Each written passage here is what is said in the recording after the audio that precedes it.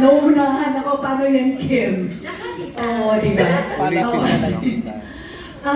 Ang galing yung magtago. Kasi August 2024 pa kayo na-engaged. Pero why only next month? Why only this year? Na nag-decision kayo, why not last year?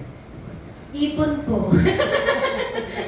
Ipon po. And, well, gusto po kasi namin din ni Jen na ma-experience mo na yung may time, yung hindi kami magmadali. And at the same time kasi may dad, nasa Saudi siya yun. So, bihira lang siya makakabalik. Tsaka ano. So, there's a lot of factors also, family namin. So, yeah. I think ngayong year naman na to po is the perfect time for us. So your family will, darating sila dito sa Yes. wedding. Oh, that's good. Oo. Siyempre naman si Je, mami mo lang, di ba? Opo. Oh, your mom. So, gusto ko i-connect dito sa title. Ano yung, sa palagay nyo, yung wonderful nightmare, yung dalawa, na kayo na. Huh? Na hanggang panaginip na dadala nyo. Hanggang panaginip, nadadala ko yung pagiging makakalimutin ni Kim magsoli ng mga gamit. every day kasi yun yung inaasikaso ko eh. Pagising ko ng umaga, yung mga nakaligtaan niyang isoli sa lalagyan, ako yung sinusoli ko. So I think it's the nightmare that I'm learning to love and have a relationship with. Yeah.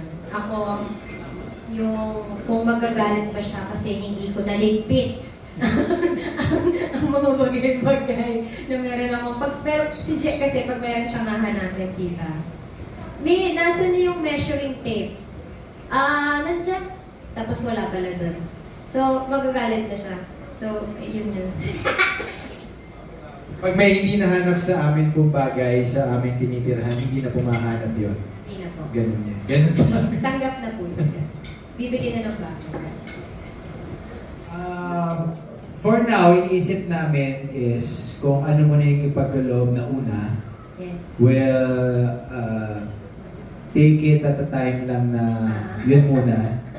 And then kung bigyan ng pagkakataon at biyaya pa na magkaroon pa ng kasunod, why not? But for now, we have to focus on the reality and the perspective of every situation. So, nagpaplano muna kami ng isa. Parang ganun po. So, anong klaseng parents kayo? Magiging parents kayo? Ano, anong klaseng anak? Hindi, parents. Kumbaga, Parents ko. si Gerald ba, yung i-spoil mo yung anak mo, and si Kim, siya ba yung medyo tap na mother, or baliktad? I'm sure, makukuha kay Kimi, sobrang playful, tsaka sobrang sweet, tsaka adorable.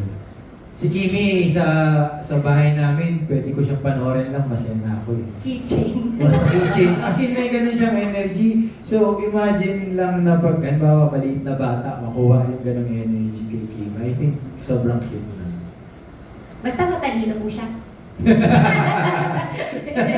And alam naman natin yung magic niyo sa takilya, and yung galing niyo pagdating sa pagpapatawa. This time, anong magic naman yung pwede natin i-offer sa mga manonood ng movie niyo? Sarap. Magic. Sarap.